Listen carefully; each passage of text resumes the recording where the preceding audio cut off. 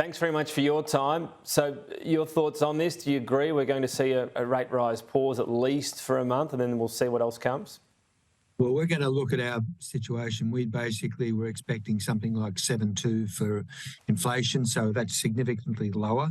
And one of the reasons is essentially transport in the month, big fall. I suspect, the RBA talked about issues about what's happening to things like NAB survey, unemployment, retail, and inflation. And I suspect the honest answer is they're probably going to put a lot more weight on inflation than anything else.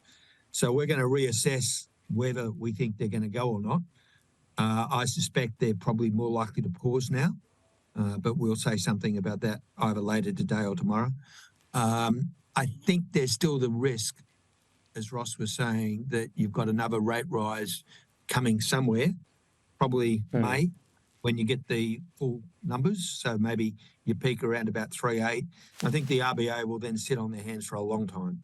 But I think the next move down is probably early next year, because we are seeing signs in the economy that things are slowing.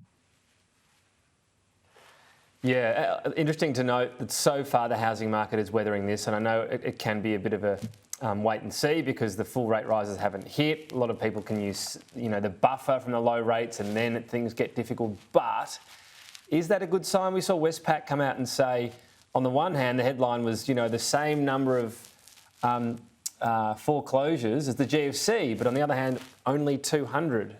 What are you making of that particular number and that particular risk in the economy?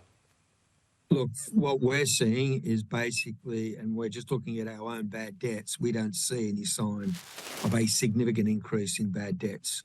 So it's not at all like the GFC, as far as we can see. Doesn't mean, however, that you won't get increases in people getting into trouble.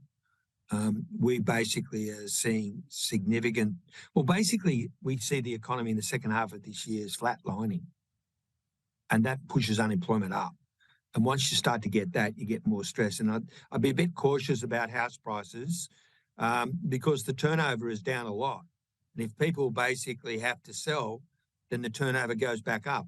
And that sort of means that house prices, we still think, will fall during the course of the rest of this year. All right, well, interesting. So we'll wait to see the formal view of NAB, I guess, on what happens on the rate rises. But a fair warning on employment, still a way to go.